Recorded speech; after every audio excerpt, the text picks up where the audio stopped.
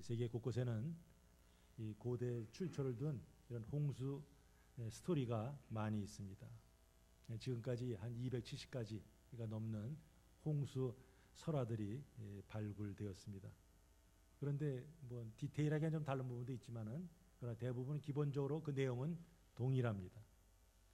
인류의 최초의 서사시라고 알려진 바벨론의 길가메시 서사시가 있습니다.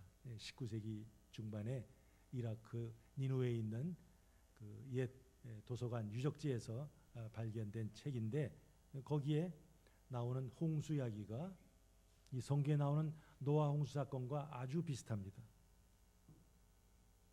그 서사시도 보면은 신이 홍수로 인류를 멸하기로 결정합니다. 그래서 주인공인 길가메시 왕에게 홍수 사건을 미리 알려주고 그에게 방주를 지으라고 명령합니다.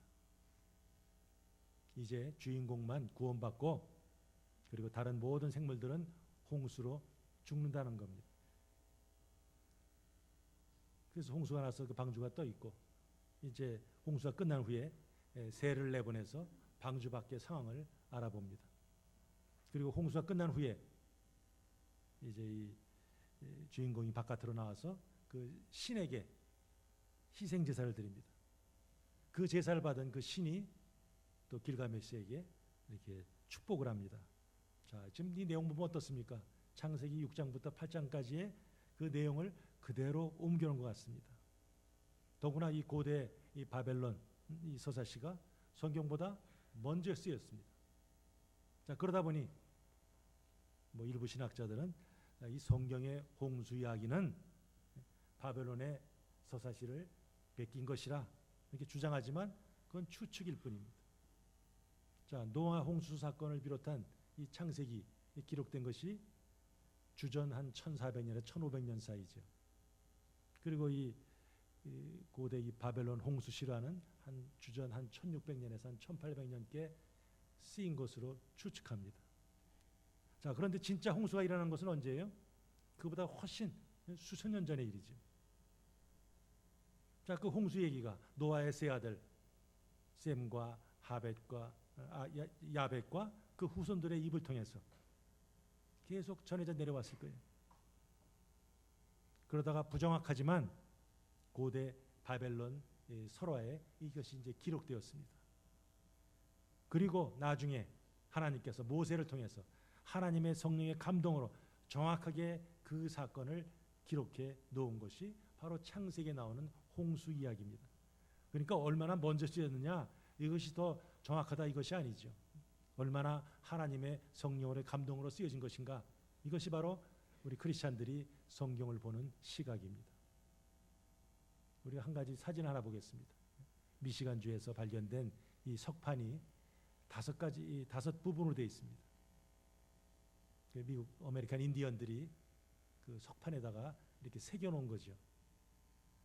저 그림을 보면은 성경의 홍수 사건을 아주 생생하게 그리고 정확하게 묘사하고 있습니다. 자, 그 그림 첫 번째 내용을 보면은 여기에 이렇게 태양이 나오는데 태양이 이 궁창의 물로 인해서 좀 이렇게 일그러졌어요. 그다음에 그 태양 밑에 여기서 사람들이 뭐 하는 거죠? 물에 빠져가지고 지금 살려달라고 지금 막 아우성치고 어떤 사람은 뭐 여기 산 위에 올라가서 지금 살려달라고 손을 뻗치고 있습니다. 그 다음에 세 번째 그림 보니까 무슨 창살 같은 게 있죠? 요 칸을 씌워보면 몇 개겠어요? 40개입니다. 40일 동안 비가 내린 것을 상징하는 거죠. 그리고 그 밑에 새가 이파리를 물고 가는 장면이 나와 있고 그 왼쪽에는 방주가 물에 떠 있는 모습이죠. 그다음에 홍수가 끝난 후에 여기 지금 짐승들이 이렇게 쌍으로 이렇게 두 마리씩 쌍으로 나오죠. 여기는 지금 네 사람이 남자가 네 사람이 있습니다. 노아와 세 아들 셈과 함과 야벳이죠. 지금 뭐 하는 거예요? 하나님께 지금 제사 드리는 거죠. 그리고 다시 여기서는 해가 찌그러졌었는데 이제 해가 둥그러졌어요. 그리고 그 옆에 이렇게 생긴 게 뭡니까? 활처럼 생긴 거? 무지개죠.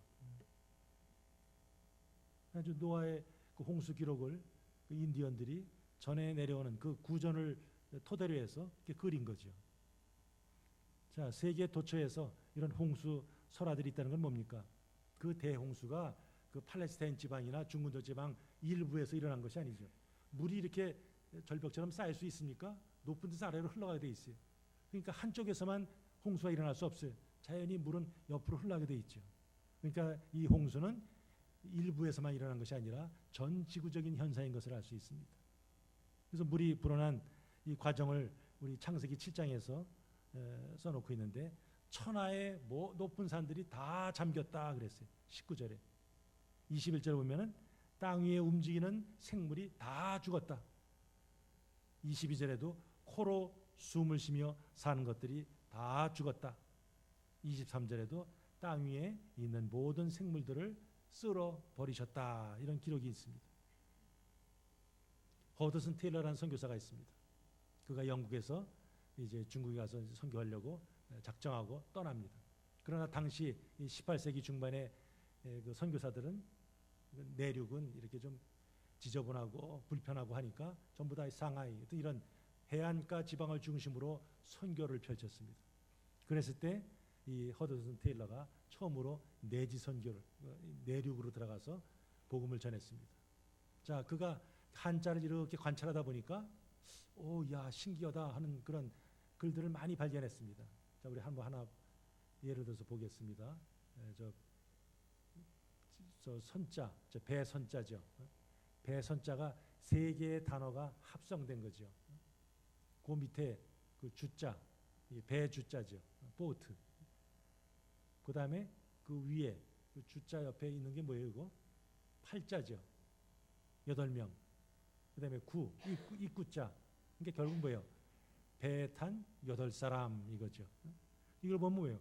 중국에까지도 야, 이거 홍수가 있었구나. 그래서 지금 이 자손대대로 홍수해가 내려왔구나 하는 것을 우리가 알 수 있습니다. 잘 아시는 대로 노아 당시에 죄악이 온 세상을 뒤엎었습니다. 하나님이 창조하신 아름다운 세상이 인간의 부패와 포악함으로 얼룩졌습니다. 그래서 하나님은 이 세상에 숨으시는 모든 생물을 멸절시키기로 선언하셨습니다.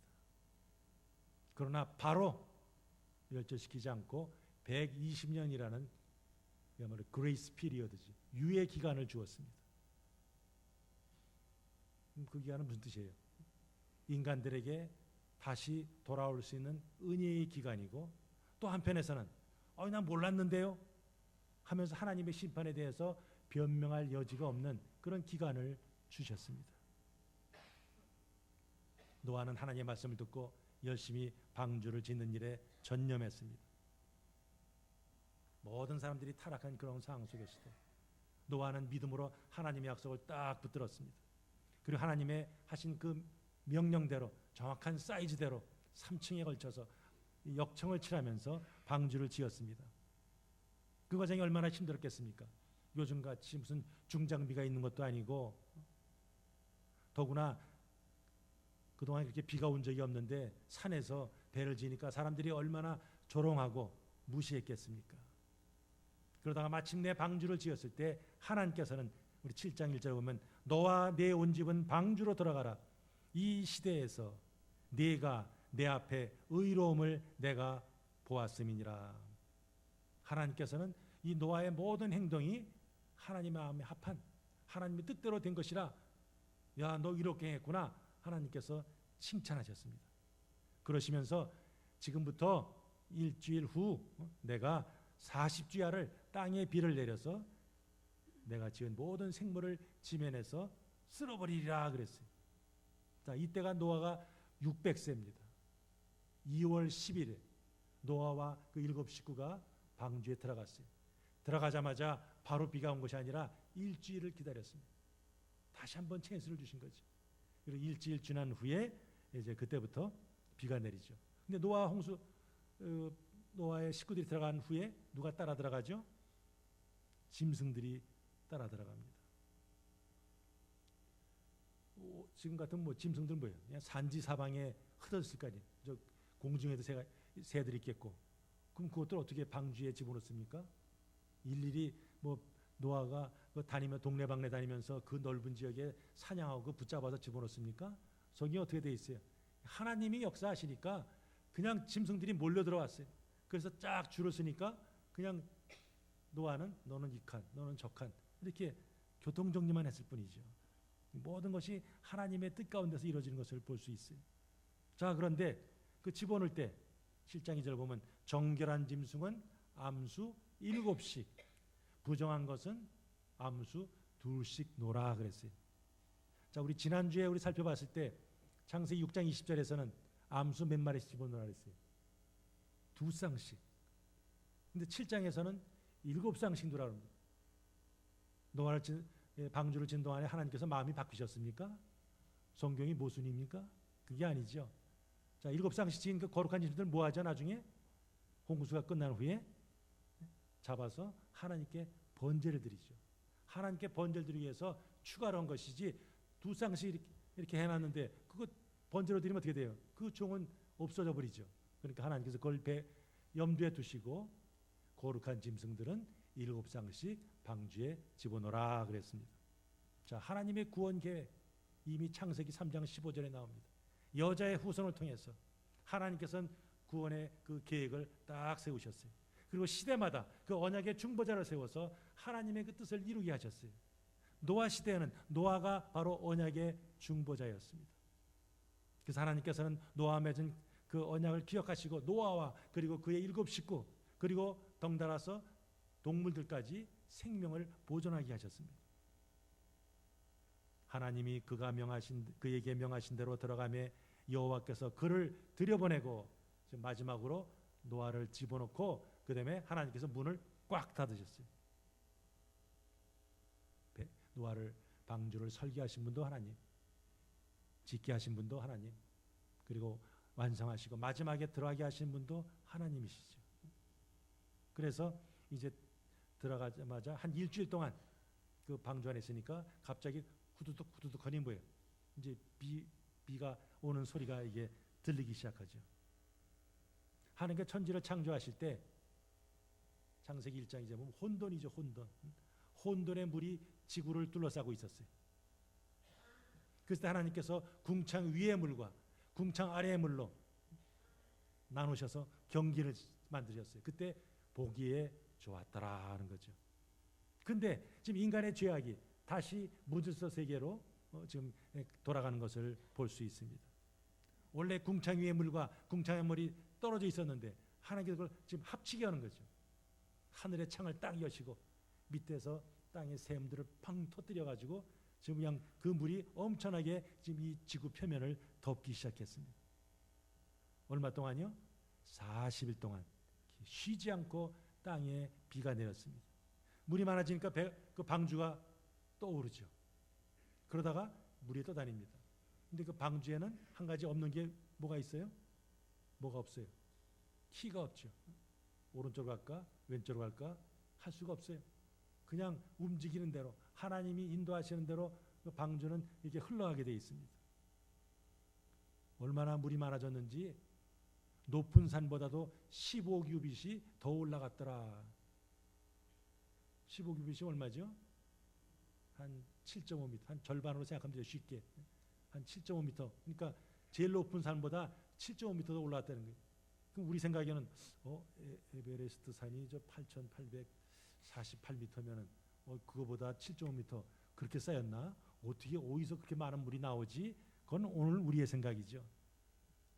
하나님께서 천지를 처음 창조하실 때 노아의 홍수 직전에 그때는 진과 같이 높은 산은 별로 없었을 거예요. 거의 평탄했을 거예요. 그러나 이제 지하수가 물샘이 터지면서 땅에 있는 지하수가 다 빠지니까 어떻게 됩니까? 밑에 움푹 들어가죠. 그리고 하늘에서 엄청난 물이 내려요. 그래서 지구 덮으니까 그 압력이 얼마나 대단하겠습니까? 그러다 보니까 홍수 후에 엄청난 지각 변동이 일어나고 뭐 화산도 터지겠고 이러다 보니까 높은 산이 생기고 깊은 골짜기가 생겼어요. 어쨌든 온 땅이 물에 덮여서 120일 동안 가득 찼다 그랬어요. 그러다 보니까 땅과 하늘에 숨쉬는 것, 즉 사람이나 가축이나 기는 것이나 공중의 새까지 다 죽었더라. 근데 죽었더라로 끝나는 게 아니라 그다음에 뭐가 나와요? 그런데 노아와 그와 함께 방주에 있던 가족들과 그리고 동물들은 살았다 하는 거죠. 오늘 저희들은 이 노아 홍수 사건이 우리 예수 그리스도와 혹은 예수 그리스도의 십자가와 어떻게 연결이 되는지를 살펴보려고 합니다. 자, 노아와 그 7 식구가 짐승들과 함께 방주에 탔습니다. 이 방주가 히브리 말로 테바인데 우리 지난주 살펴봤죠? 영어로는 뭐예요? 아크입니다. 그러면 어떤 경우 뭐를 아크라고 그러나 직육면체 상자죠. 우리 같이 한번 출애굽기 읽어봅니다. 시작. 더 숨길 수 없게 되매 그를 위하여 갈대 상자를 가져다가 역청과 나무진을 칠하고 아기를 거기 담아 나일강가 갈대 사이에 두고. 모세가 태어날 당시에 이 히브리 사람들이 엄청나게 인구 성장이 빨랐습니다.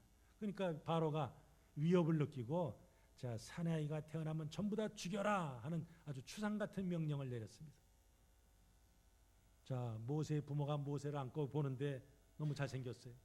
야, 이 아이를 어떻게 죽이나 해가지고 역청을 칠한 갈대 상자를 만들어서 거기에다가 아기 모세를 놓고 나일강에 띄우고 그 누나 미리암이 저것이 과연 어떻게 될까 하면서 계속 쳐다보고 있었어요. 자, 모세는 원래 다른 히브리 사내 아이들과 함께 저주의 물에 그 나일강 물에 빠져 죽었어야 합니다. 당시 애굽에서 태어나는 히브리 사내 아이들의 운명은 반드시 죽어야 하는 우리 죄인들의 운명을 상징적으로 보여줍니다. 자, 그런데 다 죽어야 되는데 모세는 갈대 상자 안에 있다가 물에서 살아났습니다. 저 바로 방주 안에 들어있는 자들은 생명을 얻는다 하는 면에서는 노아의 방주나 모세의 갈대 상자 같은 의미를 가지죠. 모두가 죽어야 될 상황에서 어떤 선택된 소수는 방주에 있다가 살아남았다. 지금 이 얘기가 창세기, 출애굽기, 그래서 어디까지 가요? 복음서까지, 계시록까지 흘러갑니다. 그러니까 노아의 홍수 사건과 이 모세의 구출 사건에서 하나님 백성들을 건지시는 그 수단이 뭐예요? 그게 바로 방주죠. 이어서 나오는 것이 이제 출애굽 후에 출애굽 시의 그 홍해 탈출 사건이죠. 하나님 백성을 구원하는 것이 이제는 방주에서 사람으로 바뀝니다. 자, 홍해도 마찬가지죠. 바다. 우리 구약에서 바다 하면 뭐예요? 뭔가 좀 저주, 어떤 심판 이것을 상징합니다. 범죄한 죄인이 빠져 죽어야 되는 그런 저주와 심판의 바다를 사실은 홍해가 상징하는 거죠. 이스라엘 애들이 이제 걸어만 날 살려라 하면서 그들이 애굽에서 나와서 홍해를 건너서 가는데 누가 쫓아오죠? 애굽 군대가 쫓아옵니다. 바로 세상을 상징하는 그 애굽 군대가 하나님의 백성을 추격해서 지금 홍해로 뛰어들어갔는데 애굽 군대가 어떻게 됐어요? 그들은 다 물에 빠져 죽고 말았습니다. 그런데 똑같이 물에 들어갔는데 바다에 들어가서도 빠져 죽지 않고 그 바다를 마른 땅같이 건넌 사람들이 있습니다. 그들이 바로 하나님의 선택하신 이스라엘 백성입니다. 그래서 사도 바울은 그 출애굽 사건, 그 홍해 사건을 머리에 떠올리면서 고린도전서에서 한마디 했습니다. 우리 같이 한번 뭐라고 말씀하시는지 시작. 형제들아, 나는 너희가 알지 못하기를 원하지 아니하노니 우리 조상들이 다 구름 아래 있고 바다 가운데로 지나며 모세에게 속하여 다 구름과 바다에서 세례를 받고 다 같은 신령한 음식을 먹으며 다 같은 신령한 음료를 마셨으니 이는 그들을 따르는 신령한 반석으로부터 마셨음에 그 반석은 곧 그리스도시라. 출애굽기는 출애굽기고 고린도전서는 고린도전서지, 이것이 우리가 그냥 막연히 가진 생각이죠. 그러나 성경은 아니다 하는 것이에요. 창세기부터 계시록까지 성경은 쭉 이렇게 연결이 된 거죠. 바울은 의도적으로 이스라엘의 역사에 신약 시대의 어떤 신앙의 개념들인 그리스도, 세례, 성찬 이런 표현들을 지금 이렇게 대입시켜서 넣고 있습니다. 그러니까 출애굽한 백성이 신약 교회를 예표합니다. 거기 나온 조상들은 누가 있습니까? 바로 우리 신약 시대 성도들의 믿음의 조상들로 이렇게 연결을 시키고 있습니다. 자, 홍해를 건널 때 지금 이 군인들은 말 타고 오니까 병거 타고 오니까 빨리 쫓아옵니다. 그러나 이스라엘 백성은 어떻습니까? 걸어서 아이들 데리고 여자 데리고 노인 데리고 가축 데리고 하니까 얼마나 느립니까? 뒤에 쫓아오는데 얼마 있으면 따라잡을 수가 있어요. 그럴 때 하나님께서 어떻게 하시죠? 거기에 구름 기둥을 딱 보내가지고 막 어지럽게 합니다. 그러니까 병걸 타고 쫓아가다가 갈 수가 없어요. 막 이렇게 어지럽혀서 그런 사이에 이스라엘 백성들이 홍해를 건너가죠. 뒤늦게 이제 병거를 타고 이 홍해로 그들이 들어오죠. 바로 그 이스라엘 백성들에게 지켜졌던 그런 구름 기둥, 그리고 그들이 건너갔던 그 갈라진 홍해, 그것을 사도 바울은 뭘로 비유하는 거예요? 세례식의 물로 비유하고 있습니다. 그리고 그들이 모세에 속하여 세례를 받았다 하는 거죠. 자, 이스라엘 사람들도 원래 홍해 바닷속에 들어갔으면 다 빠져 죽어야 되는데 하나님께서 세우신 중보자로 세우신 그 모세를 통해서 그들이 구원을 받았다 하는 의미죠. 이것은 장차 뭐예요? 예수 그리스도를 믿는 자들이 세례를 받으면서 구원에 들어가는 것을 예표합니다.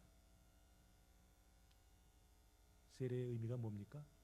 선악과를 따먹은 옛사람이 죽고 하나님의 은혜로 생명나무 열매를 먹은 사람들이 구원에 들어간다는 것을 예표하는 거죠. 물에 들어갈 때 물에 들어가는 건 뭐예요? 이제 내가 옛사람이 예수님과 함께 죽습니다. 물에서 나올 때는 내가 이제 그리스도와 함께 새 사람으로 거듭났습니다 하는 것을 사람들 보는 앞에서 드라마로 보여주는 어떤 세리머니, 그게 바로 세례식이죠. 신학적으로 우리 모세는 장차 오실 메시아를 예표하는 인물입니다.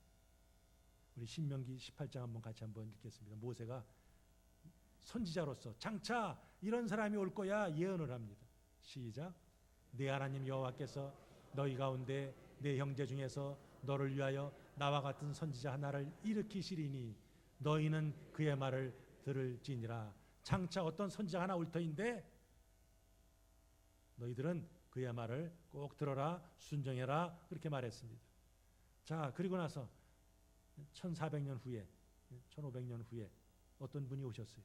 자, 그분에 대해서 사람들이 얘기하죠. 우리 같이 한번 요한복음 시작. 그 사람들이 예수께서 행하신 이 표적을 보고 말하되 이는 참으로 세상에 오실 그 선지자라 하시더라. 프로핏, 선지자 앞에다가 더 정관사를 하나 붙여놨어요. 정관사 붙이면 뭐예요? 바로 그 사람 하는 거죠. 앞에서 말했던 바로 그 사람이 이 사람이야 하면서 얘기하는 거죠. 그러니까 바로 모세가 예언했던 그 선지자가 누구라는 거예요? 예수님이라는 거죠. 이런 식으로 성경은 하나님의 계시를 창세기에 다 보여주지 않아요. 창세기에서 조금, 출애굽에서 조금, 이런 식으로 점진적으로 점층적으로 보여줍니다. 노아의 방주나 모세의 갈대상자나 출애굽시의 홍수 사건, 이것이 다 예수님의, 예수 그리스도의 복음으로 좀 연결되는 것을 볼 수 있습니다. 자, 마태복음에도 비슷한 스토리가 나옵니다. 모든 죄인들이 빠져 죽어야 되는 그런 저주의 물에서 빠지지 않고 그 무리를 건너서 풍랑에 빠져 죽어야 될 그 제자들을 건지시는 분의 스토리가 나오죠. 자, 예수님께서 이 무리를 건너시는 사건, 걸으신 사건, 이건 복음서에서 공통적으로 오병이어 사건 다음에, 바로 다음에 나옵니다. 그러니까 오병이어 사건이나 예수에게 무리를 걸은 사건이나 이거는 같은 메시지를 담고 있다는 것을 우리들에게 암시합니다. 자, 오병이어, 거기에 광야에서 거기 모인 무리들, 남자만 5,000명, 어린아이 여자까지 합치면 뭐 10,000명, 20,000명은 됐을 그 많은 사람들이 그야말로 오래간만에 배 두드리고 잘 먹었어요. 먹을 것이 없던 사람들이 잘 먹으면 어떻게 합니까? 아, 잘 먹었다, 행복해, 이러겠죠. 자, 그런데 예수님 통해서 그 같은 하나님의 능력을 보고 나서 그들이 하나님께 영광을 돌리기는커녕 엉뚱한 행동을 하죠.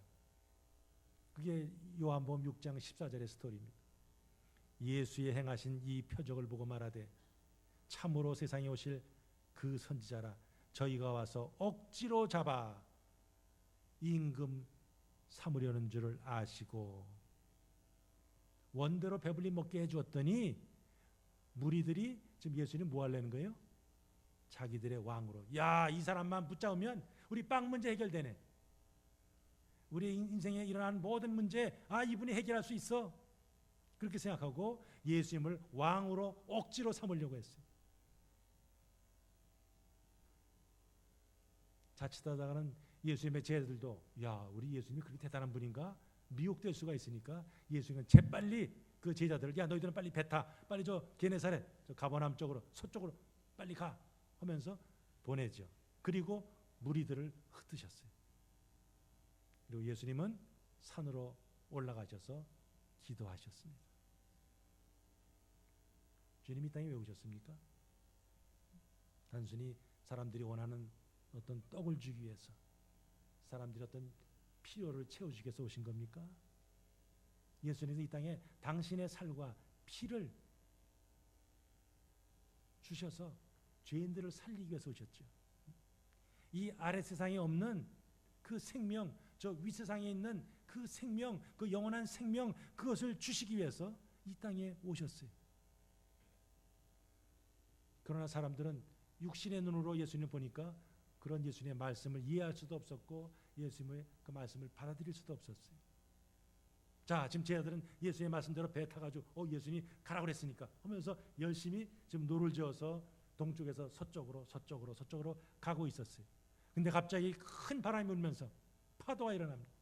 이 위상 속에서 제자들은 젖먹듯 힘까지 다해가지고 열심히 노를 지지만 도무지 갈 줄을 모릅니다. 오히려 풍랑은 점점 더 거세집니다. 업으로 잔뼈가 굵은 이 제자들조차 이야, 이런 건 경험해 본 적이 없는데 이제 꼼짝없이 죽었구나 하는 생각이 들 정도였어요. 그 시간에 예수님 뭐 하십니까? 하나님께 모든 것을 맡긴 채 전혀의 기도에 힘쓰셨어요. 그러면서 지금 얘네들이 뭐 하나 하면서 산 위에서 저 갈릴리 쪽을 보셨어요. 마가복음 6장 48절 보니까 제자들이 힘겹게 노젓는 것을 보셨더라 하는 기록이 있습니다. 그러니까 기도하시다가 예수님이 일어나셨어요. 그래서 풍랑에 시달리는 그 제자들을 구원하시기 위해 그 험한 바다 위를 걸어서 제자들에게 다가오십니다. 그때가 밤 4경쯤이라 그 로마 시간이 4시로 나눕니다. 밤에 1경, 2경, 3경, 4경, 밤 6시부터 아침 6시까지 뭐 이렇게 나누죠. 그러니까 4경이면 몇 시예요? 오전 3시부터 6시까지죠. 자, 지금 이 제자들이 언제쯤 배를 탔어요? 오병이어 사건, 이거는 뭐 해가 뉘엿뉘엿 저물 때 아닙니까? 그러니까 저물 때 먹고 치우고 배를 탔으면 뭐 늦어도 뭐 오후 한 8시나 9시면 탔겠죠. 그럼 지금 새벽 3시부터 6시 하니까 뭐예요? 적어도 배에서 한 7, 8시간은 지금 헤매고 있었어요. 오병이어로 5,000명을 먹이신 그 예수님 보면서 이야, 예수님에서 하나님의 능력이 역사하시는구나. 과연 이분은 누구지? 라는 생각을 조금만 했더라면 사실은 제 아들이 그렇게 두려워할 필요가 없죠. 그러나 제 아들은 떡 먹은 거 깜빡 잊어버렸어요. 예수님이 누구신가를 그들은 깜빡 잊었습니다. 그러다 보니까 여기서 뭐 펑kom컴한데 풍랑은 치는데 여기서 시커무리한 존재가 오니까 뭐예요? 유령인가 해서 막 소리치죠. 그때 예수님 말씀하시죠. 나니 두려워하지 말라. 나니 이렇게 되어 있지만 I am이죠. I am. 자, I am이란 우리 헬라말로 에고 에이미 이렇게 나옵니다. 언제 이런 말이 처음 나옵니까? 출애굽기에서 하나님께서 모세에게 나타나실 때 누구세요? 그때 I am who I am 그렇게 말씀하시죠. 나다 나. 누가 그 말을 쓰는 거예요? 하나님이실 때. 바로 나니 하는 말은 뭡니까? 예수님이 바로 하나님이시라, 예수님이 지금 메시아라는 것을 선언하는 표현이죠. 혼돈 가운데서 창세기 1장 2절 보면 어떻습니까? 혼돈의 바다 위에 하나님의 그 수면 위를 뭐예요? 하나님의 신이, 하나님의 영이 마치 독수리가 날개치고 올라간 같은 그런 날개를 쫙 펴고 그냥 도도하게 그 수면 위를 싹 운행하는 것 같이 지금 예수님께서 이 혼돈의 세상 가운데 오셔서 그 혼돈을 잠재우시고 지금 새 창조를 이루시는 그런 하나님으로 묘사되는 거죠. 그러니까 예수님 오시니까 바다가 어떻게 돼요? 잔잔해지고 제자들이 가졌던 그 막 불안함, 두려움도 잔잔해집니다. 자, 그러니까 이 엉뚱한 또 성급한 베드로가 한마디 하죠. 예수님, 나도 좀 물 위에 좀 걷게 해주세요. 그가 잠깐이지만 그 물 위를 걸었습니다. 그러나 그의 믿음은 옆에서 바람이 불고 파도가 친 것을 보니까 어떻게 돼요? 그냥 이내 흔들리죠. 그러니까 물에 점점 꺼져 들어갑니다. 그 베드로를 건지시면서 예수님께서 베드로의 믿음을 어떤 믿음이라고 그래요? 작은 믿음이라. 작은 믿음. 지금 이 표현이 마태복음에 4번 나옵니다. 얼핏 들으면 믿음이 조그만 요 믿음인가? 그러나 이 전후 앞뒤 문맥을 보면은 어떤 때 작은 믿음이라는 말을 쓰십니까? 바로 불신이에요. 불충분한 믿음, 조그만한 믿음을 뜻하는 게 아니라 불신을 뜻합니다. 야, 베드로야, 너 왜 의심했어? 하고 묻습니다.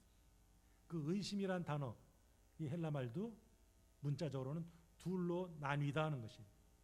한 믿음을 가지고 주님만을 딱 바라봐야 되는데 주님 반쪽, 세상 반쪽 이런 식으로 마음이 나뉘다 보니까 예수님께 온전히 초점을 두지 못했어요. 집중하지 못했어요. 그러니까 불안해지는 거죠. 그런 베드로를 데리고 예수님께서 배에 딱 오르니까 어떻게 돼요? 바다가 바람이 그치고 잔잔해지더라. 그 모습을 보고 그 배에 탔던 제자들이 일제히 예수님께 탁 엎드립니다. 하나님의 아들이십니다 하는 고백이죠. 자, 마태가 이 사건을 기록한 목적이 뭡니까? 오병이의 그 표적을 통해서 예수님은 물질도 다스릴 줄 아는 그런 권세 가지신 분이라는 것이고 또 이 물 위를 걸으시고 풍랑을 잔잔케 하시는 그런 것을 통해서 자연까지도 다스리시는 바로 하나님의 능력을 가진 자, 바로 하나님이시라 하는 것을 지금 증거하는 거죠. 자, 홍수로 죽어가는 세상에서 방주에 들어간 노아와 그 식구들이 죽음을 모면하고 생명을 얻게 되었어요. 그러니까 방주는 뭘 상징합니까? 세상에서 저주의 물에 빠져서 죽어야 될 그런 하나님의 백성들을 품으시고 심판과 저주 대신에 저주를 대신 받으신 예수 그리스도를 지금 예표하는 거죠. 방주, 다른 말로 뭐라고요? 바로 우리 예수님, 우리의 죄를 대속하신, 우리에서 대신 죽으신 예수님을 예표하는 거죠. 그 다음에 예수님 어떤 방법으로 우리를 그 저주의 바다에서 끌어올리셔서 방주처럼 물 위를 걷게 하십니까? 자, 우리 누가복음에서 예수님께서 하신 말씀이 있어요. 내가 누가복음 12장 보면 50절에 나는 받을 세례가 있으니 그것이 이루어지기까지 나의 답답함이 어떠하겠느냐. 아, 답답해 이거죠. 뭐 때문에요? 예수님이 받으실 세례가 있다는 거예요. 뭘 뜻합니까? 예수님이 장차 지실 십자가를 말하죠. 예수님이 십자가의 세례를 받으심으로 저와 여러분들이 구원을 얻게 되었어요. 저주의 바닷속에서 우리를 살려내시기 위해 예수께서 저주의 바닷속에 풍덩 들어가셔서 대신 죽으셨어요. 예수님이 우리 대신 죽으셨기에 우리는 이제 방주의 탄자들이 되었습니다. 이것이 바로 방주 스토리의 메시지죠. 우리가 풍랑과 홍수를 피해서 죽음을 모면하는 길은 노아와 같이 바로 예수님을 붙드는, 예수님 믿는 믿음밖에 없음, 이것을 가르쳐주고 있습니다. 노아의 홍수는 복음의 메시지를 담고 있습니다. 방주, 갈대상자, 홍해를 마른 땅처럼 건너나온 이스라엘, 물 위를 걸으신 예수님, 이 스토리들이 다 뭐예요? 다 연결이 되죠. 자, 예수 그리스도 다시 오실 때 이 세상은 뭘로 하나님께 심판하신다고요? 불로 심판하죠. 그 불심판을 받게 될 이 세상, 그 말세를 살고 있는 저와 여러분들이 오늘의 이 노아의 홍수 스토리 이거를 보면서 우리는 어떤 삶을 살아야 합니까? 두 가지만 보겠습니다. 같이 한번 읽겠어요. 시작. 노아와 같이 의인이 되어야 합니다. 방주에 들어가라 하는 말씀은 노아에게 주신 구원의 명령이죠. 방주에 들어가라니까 예스 하면서 뭐예요? 노아는 하나님 명하신 대로 그대로 준행했어요. 그래서 하나님께서 그걸 보시고 노아가 구원을 받은 이유가 바로 노아의 의 때문이라 말씀하십니다. 그것에 대해서 노아가 스스로 생각하기를 내가 하나님을 제대로 섬겨봐야지 하면서 그 의의가 그 자신에게서 저절로 나온 것은 아니에요. 하나님의 계시 없이 인간 스스로는 이 옳은 길을 깨달아서 결코 선을 행할 수가 없어요. 하나님은 아담의 불순종 이후로 계속해서 살 길을 보여주셨습니다. 그런데 노아가 바로 하나님께 믿음으로 반응해서 순종했더니 하나님께서 그거를 의로 여기셨다 하는 거죠. 의가 뜻이 뭐예요? 하나님이 요구하시는 것. What God requires. 그게 요구하죠. 그게 바로 의죠. 하나님이 요구하신 것을 만족시킨 사람 뭐라고 그래요? 성경에서 의인이라 하는 거죠. 근데 그런 하나님께 순종해야겠다 하는 마음까지도 사실은 누가 주신 거예요? 결국은 하나님이 주신 거죠. 노아가 부패와 가득함으로 포악함으로 가득한 이 세대를 따르지 않고 하나님 앞에 온전히 살려고 애를 썼어요. 그 마음을 하나님께 주신 거예요. 하나님께 주셔놓고선도 하나님께서 노아에게 이야 대단하네. 이거 믿음 있네. 이 친구 아주 의롭네. 하나님께 칭찬하시죠. 이게 바로 하나님이세요.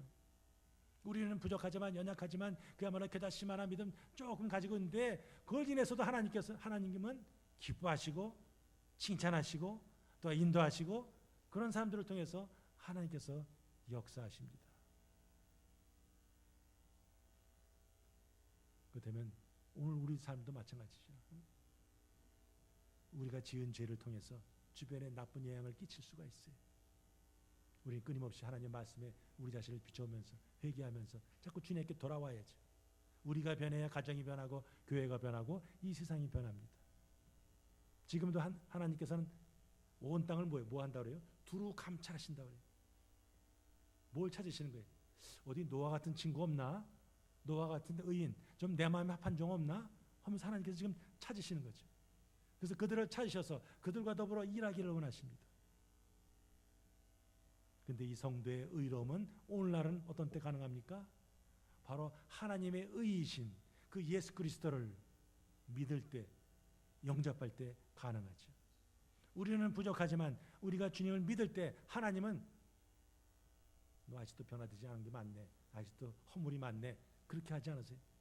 일단 예수 믿었다는 그 하나 때문에 오케이, 내가 의롭다고 해줄게. 이게 칭의죠. 의롭다함을 받으면 1차적으로 면제되는 게 뭐예요? 심판에서 면제되는 거죠. 그럴 때 우리는 구원의 방주이신 예수 그리스도 안으로 들어갑니다. 저와 여러분들은 예수님을 온전히 붙들면서 그분의 말씀대로 순종하면서 바로 노아 같은 의인의 삶을 살아야죠. 두 번째는 시작. 노아와 같이 의를 전파해야 됩니다. 우리 지난 시간에도 살펴봤죠. 노아가 방주만 뚝딱거리면서 맞는 게 아니라 그것도 했지만 의를 전파했다 그랬어요. 바로 구원의 명령은 이쪽에 동전이 앞뒤면 같이 이쪽에서 보면 뭐예요? 선교 명령이죠. 하나님께서 노아에게 방주지라 했을 때 노아는 그 말씀에 순종해서 방주를 지었어요. 방주 지었을 뿐만 아니라 하나님의 뜻을 이제 120년이 지나면 이 세상은 망한다. 너희들 돌이켜라. 하나님께로 와라. 방주에 같이 타자. 그걸 전파했어요. 오늘 본문에 보면 하나님의 철저한 심판과 구원이 대조되고 나오고 있습니다. 17절, 18절에 보면 또 올랐다, 또 다녔다 하는 건 뭐예요? 이건 구원받은 거죠. 19절, 20절에 보니까 온 땅이 다 잠겼다. 21절, 22절 보니까 다 죽었다. 23절에 보면 쓸어버리셨다. 땅에서 쓸어버림을 당했다. 이건 뭐예요? 다 저주죠. 심판이죠. 그런데 23절에 보니까 남았더라 하는 말이 나오죠. 이건 구원이죠. 하나님은 죄에 대해서 철저히 심판하십니다. 그러나 하나님의 말씀에 순종한 자들에게는 반드시 구원의 은혜를 베푸십니다. 이제 노아의 홍수 때보다 더 무서운 심판의 날이 예고되어 있음에도 불구하고 노아 시대 사람들처럼 주님의 다시 오신다는 약속을 조롱하는 이들이 여전히 있습니다. 노아가 마지막으로 들어갔을 때 그 방주의 문이 꽝 닫혔어요. 그럴 때 어떻게 됩니까? 마태복음 25장에 그 슬기롭지 못한 처녀들은 어떻습니까? 기름을 충분히 준비하지 못했어요. 뒤늦게 그냥 사와가지고 아이고 열어주세요 했으나 내가 너희를 알지 못하노라 하는 신랑의 음성만 들을 뿐이었어요. 더 이상 기회는 없죠. 지금 우리가 살고 있는 시대는 어느 시대예요? 은혜의 시대죠. 지금 우리가 주님의 경고를 듣고 우리가 지금 주님을 믿고 주님을 경외하고 주의 말씀대로 순종하는 삶을 산다면 우리는 아직도 방주에 들어갈 수 있습니다. 다른 이들과 같이 자지 말고 오직 깨어 근신할지라 하는 주의 말씀을 우리가 기억하면서 다시 오실 주님을 맞이할 준비를 해야 합니다. 7장에 보면 방주로 하나님께서 노아에게 방주로 들어가라 이렇게 나옵니다. 근데 영어 성경들 보면 번역본마다 조금씩 다릅니다. 들어가라 하면 go 이렇게 되잖아요. 근데 킹 제임스 같은 데 보면은 거기는 come into the ark 방주 안으로 들어와라 하는 말이 나와요. 원어에도 사실은 들어오라로 돼 있어요. 자, 들어가라와 들어오라가 어떤 뉘앙스가 좀 다릅니까? 들어가라는 뭐예요? 자기는 이쪽에 서 있으면서 야, 너 저리 들어가. 이게 들어가라는 점. 들어와라는 뭐예요? 바로 그 자리에 본인이 있어서 일리 와 하는 거죠. 하나님이 초청하십니다. 우리 성경에 보면은 이 삼일체 하나님의 초청이 많이 나옵니다. 이사야서 55장 보니까 너희 목마른 자들아 물로 나오라. 돈 없는 자도 오라. 너희는 와서 사 먹되 돈 없이 값 없이 와서 포도주와 젖을 사라. 와라 하면서 성부 하나님께서 초청하십니다. 또 마태복음 11장 28절에 보면 수고하고 무거운 자들아 다 내게로 오라. 내가 너희를 쉬게 하리라. 성자 하나님 우리 예수님께서 초청하십니다. 계시록 22장 10절 보니까 성령과 신부가 말씀하시기를 오라 하시는도다. 듣는 자도 오라 할 것이요 목마른 자도 올 것이요 또 원하는 자는 값없이 생명수를 받으라 하시더라. 성령께서 초청하십니다. 지금도 삼위일체 하나님께서 사람들을 초청하시는 거죠. 왜? 그 초청에 거부할 때는 기다리는 건 뭡니까? 하나님의 심판밖에 없어요. 교회에서 교우들이 분명한 구원의 확신을 가지도록 1대1 양육을 하시어 초청하는 이유도 뭡니까? 믿음이 확실치 않고 구원의 확신을 가진 아들이 더 분명한 구원의 확신을 가지고 주님 앞에 헌신하라는 거죠. 우리도 잃어버린 영혼을 찾아 산을 넘고 강을 건너는 그 주님을 본받아서 아직도 주님을 모르는 자들을 초청해서 주님께 인도해야 될 그 사명이 우리에게 있습니다. 이제 말씀을 정리합니다. 우리 인생에는 크고 작은 고난이 있습니다. 그리스도인이라 해서 고난이 면제되거나 피해가지 않습니다. 자, 그러다 보니까 사람들이 조롱하죠. 야, 예수 믿는데 왜 병에 걸리냐? 예수 믿는데 왜 이 사업에 어려움을 겪는가? 너 예수 믿는 거 맞아? 하면서 은근히 사람들이 조롱을 합니다. 그러나 성도들은 이 고난의 밤을 통과하면서 주님이 어떤 분인지를 더 알게 됩니다. 고난을 통해서 신앙이 더욱더 성숙해집니다. 고통이 있고 문제가 있다 할지라도 낙심하기보다 더 적극적으로 우리는 주님을 붙들어야 합니다. 아들이라도 아끼게 하시고 우리에게 내오신 그 하나님이 택하신 백성들을 여전히 돌보시고 지금도 주님께서는 뭐예요? 하나님 보좌 우편에서 우리를 위해서 중보기도 하십니다. 우리의 기도를 들으십니다. 이제 저와 여러분들 우리가 원하는 길이 아닌 하나님이 원하시는 길을 가야죠. 그게 바로 하나님의 목적이 이끄는 삶이죠. 예수님이 제자들의 고난당하는 모습을 산에서 지켜보셨어요. 그와 같이 우리는 이웃의 고난을 지켜봐야 합니다. 예수님이 제자들에게 찾아오듯이 우리 이웃에게 찾아가야 합니다. 예수님께서 제자들을 말씀으로 위로하듯이 우리는 말씀으로 이웃을 위로할 수 있어야 합니다. 예수님이 바람을 잔잔케 하시듯이 우리는 이웃의 구체적인 도움을 제공해야 합니다. 어떤 상황에서도 우리들은 난이 두려워하지 말라 하는 주의 말씀을 붙들고 풍랑 속에서도 방주를 탄 자로서 담대하게 이 신앙의 여정을 주님 오시라 하는 그날까지 가시면서 정말 주님의 영광을 드러내시기를 주님의 이름으로 축복합니다. 아멘.